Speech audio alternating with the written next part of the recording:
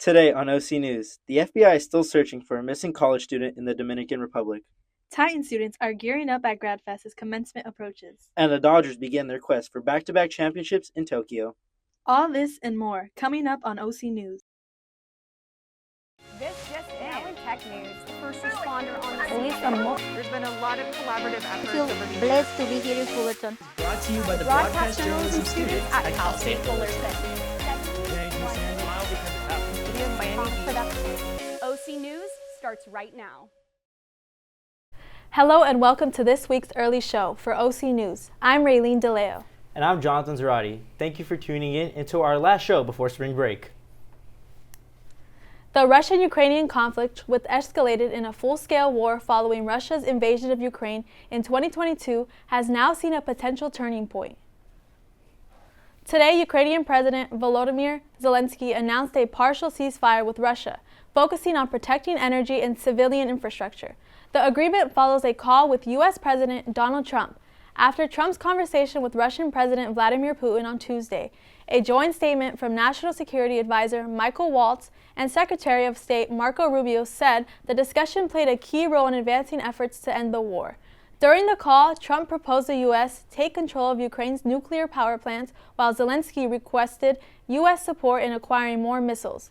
U.S. and Ukrainian officials will meet in Saudi Arabia to coordinate next steps. The FBI has issued a warning for students leaving the country for spring break.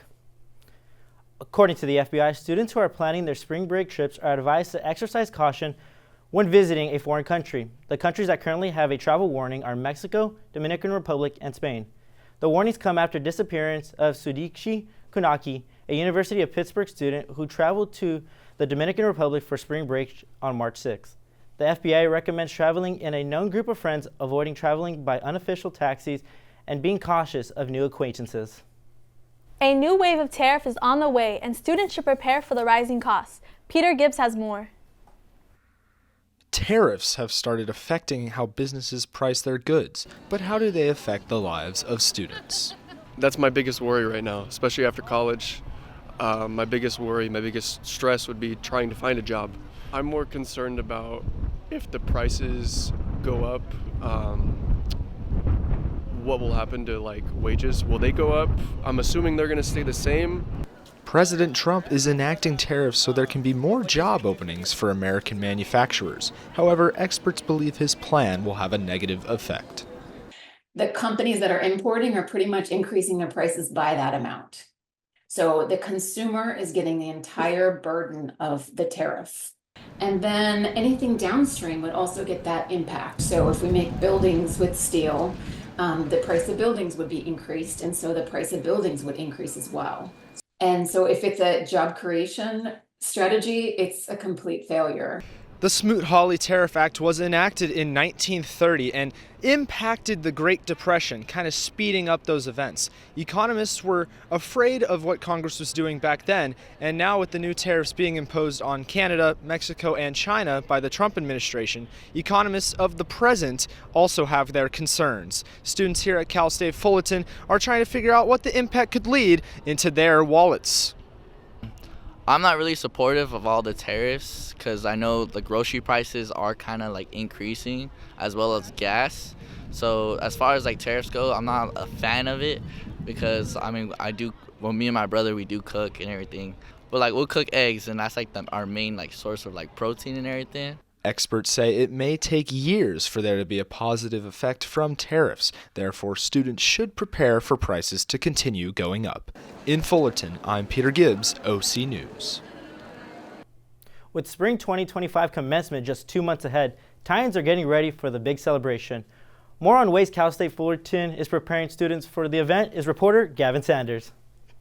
Every college student dreams of crossing the stage and finally finishing school with a degree. This year, the class of 2025 will do so with thousands of students doing it right here at Titan Stadium. But where do students start? The answer is GradFest. GradFest is something Cal State Fullerton does to help graduating students get ready with them picking up their graduation regalia, license plate outlines, and degree frames. GradFest has been going on since Monday and will end this Wednesday. But don't worry, if you forgot to go this week, you can always pick up your stuff at any Titan shop or online anytime before commencement. So with GradFest, it's probably one of the most hectic times to work, especially at Titan Shops, just because we have to keep on our inventory. We have to make sure we are resupplying things, and we also have to make sure like we're packing the right items for each graduate, just because sizes are important, color, tassels is important, and also cap sizes. But I think GradFest is one of the most effective things for graduating seniors, just because, or graduating students, just because we have the ability to help them right on the spot, and we don't have to wait last minute for things to happen. So Seniors can line up from any time around 10 a.m. to 6 p.m. with people at the front helping students find what they need and what they want. I'm a senior. I'm super excited for graduating. I got my commencement gear from GradFest. Can't wait. You can find the pop-out right outside Titan Shops, which is located in the middle of campus next to the TSU, Kinesiology Building, and the SRC. I'm Gavin Sanders. Stay classy, Fullerton. OC News. Coming up after the break, we have an update on the upcoming weather here in the OC. And later, we took a look at the astronauts who returned from space. We will see you shortly.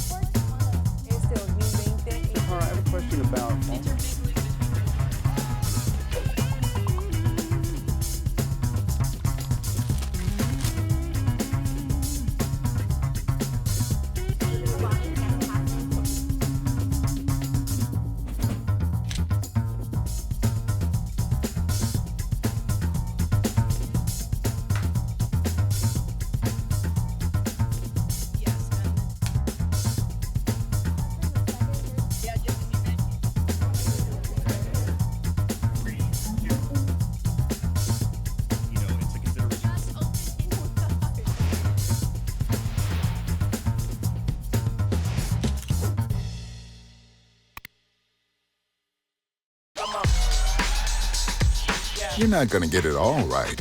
Just make sure you nail the big stuff. Like making sure your kids are in the right seats for their age and size. Get it right at nhtsa.gov/the-right seat.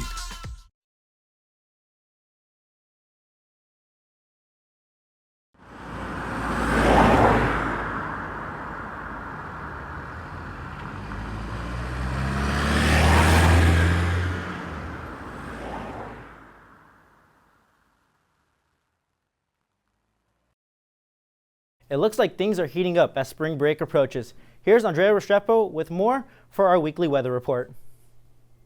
Thanks, Jonathan. After a week full of rain, we are looking forward to the sunny weather. Now let's take a look at the current temperatures. As for the weather today, we currently have a temperature of 78 degrees with a low of 49 degrees. Wind today is going 3 miles per hour with a humidity of 17%. Our sunrise this morning was at 6:54 a.m. and our sunset this evening will be at 7:02 p.m. As for our 5-day weather forecast heading into the weekend, we are looking at a sunny week with temperatures in the 70s and even in the low 80s, as Monday approaches with lows being in the high 40s and low 50s. Although our weather here in Fullerton is nice and sunny, our weather across the country is facing blizzards and strong storms. A strong winter storm is bringing blizzard conditions into multiple states across plains in the upper Midwest. The storm is plowing through the plains with a combination of high winds and snow all the way from Kansas to southern Minnesota.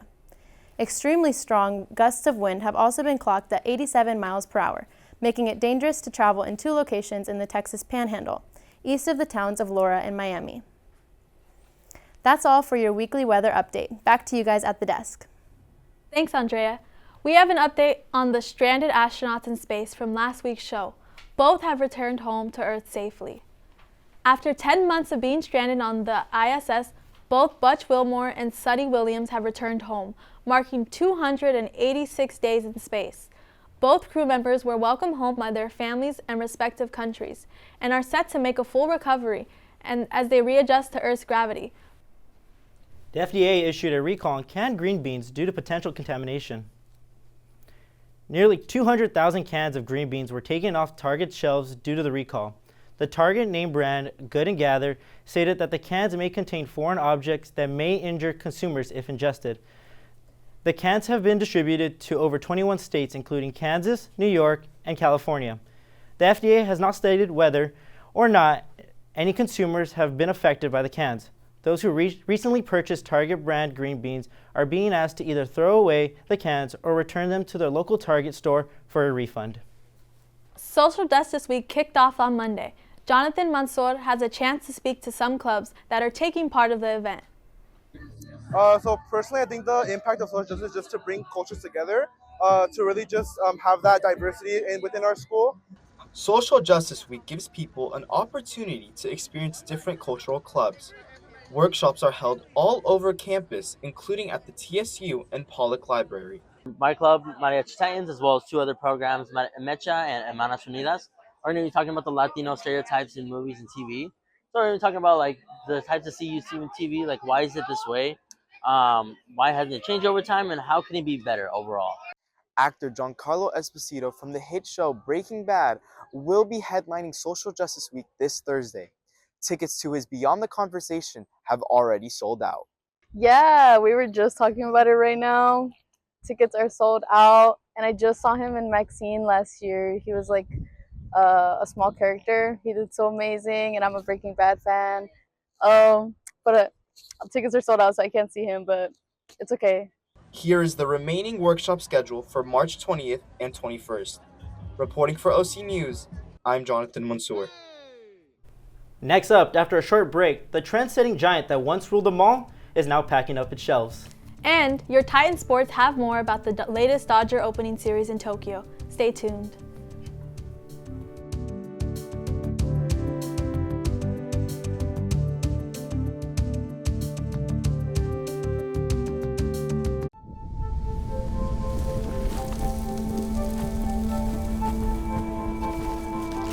Eva Marie smoked 12,000 packs of cigarettes over 15 years. She quit, and now there's a new lung cancer screening that could save her life. You stopped smoking. Now start screening. No matter how much you smoked, early detection could save you. Talk to your doctor or learn more at savedbythescan.org.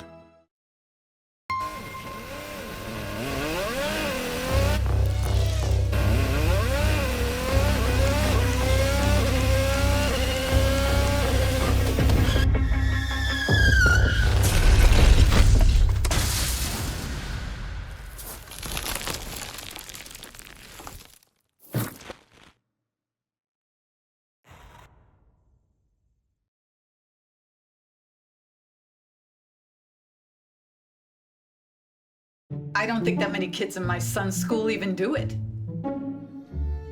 He makes fun of his friend who vapes. He would never try it. She's into soccer. She's on the honor roll. She's just not the type. No way. No way. No way. No way, my kid would never vape. Get your head out of the cloud. Today, nearly 8,000 kids will start vaping. Maybe even yours. Learn about the dangers at talkaboutvaping.org.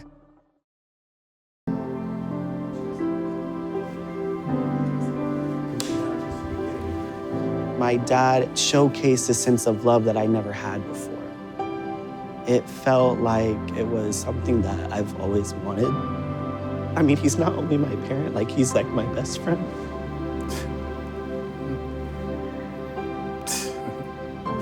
Learn about adopting a teen at adoptuskids.org. Welcome back to the show. We go now to our weekly sports report with Daniel Tinoco for the Get Down.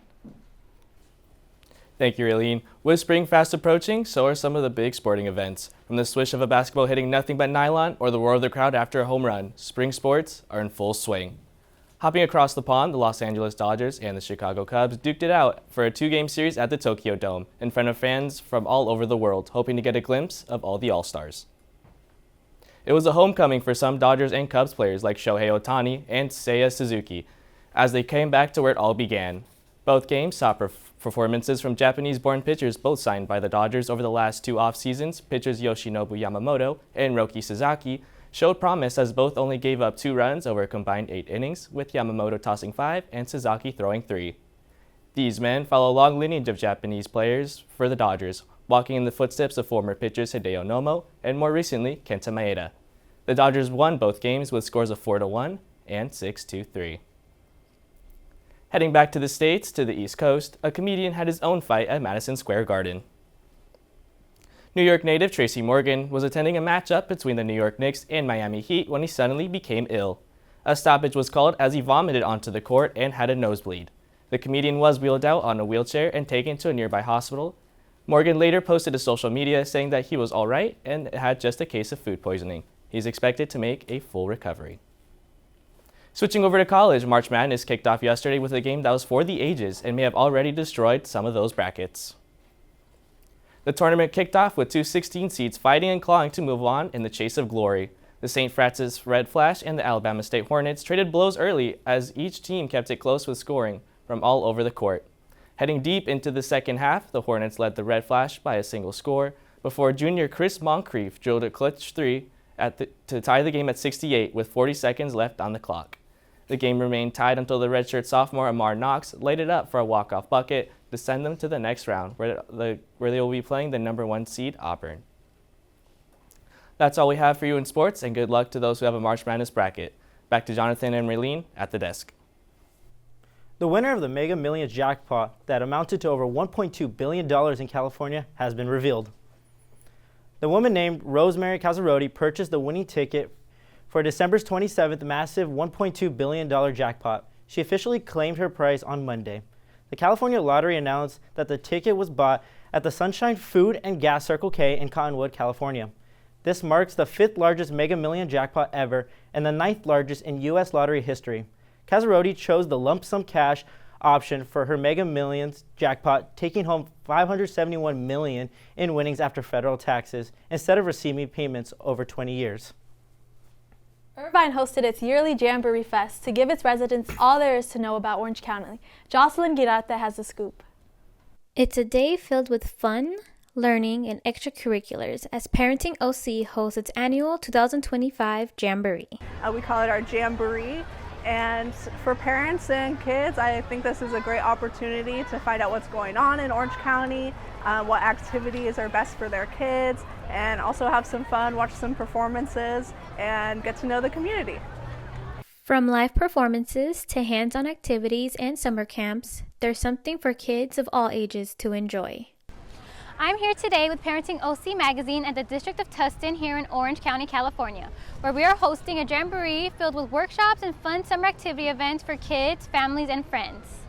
So we're having a really great turnout today for parents coming out looking for activities for summer for their children.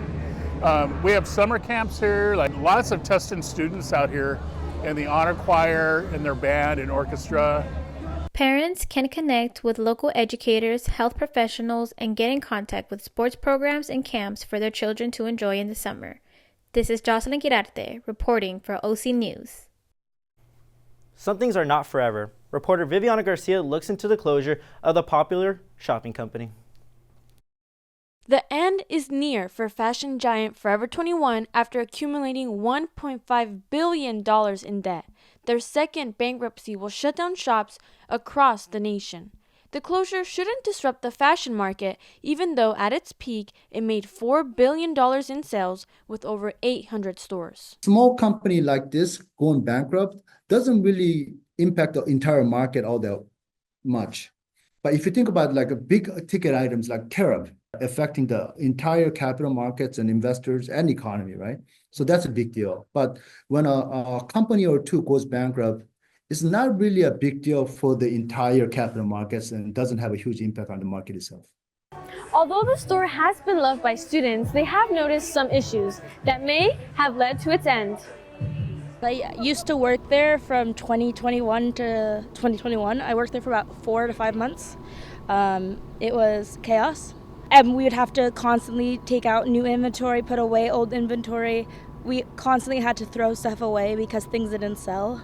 It was just an overall waste of product. I remember when it was bankrupted the first time and they were selling literally everything in the store. I remember them selling literally parts of their mannequins. You know, it sucks for the people who lose their jobs and whatnot, but I don't know that I'm ever going to feel empathy for a major corporation like that. Not really a big fan anymore. I used to be obsessed with it more in middle school.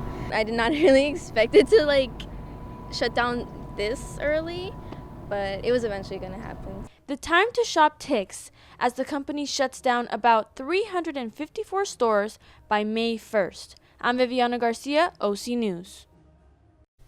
Oh, that's just so sad to hear. That used to be my childhood store. My mom was not going to like that news.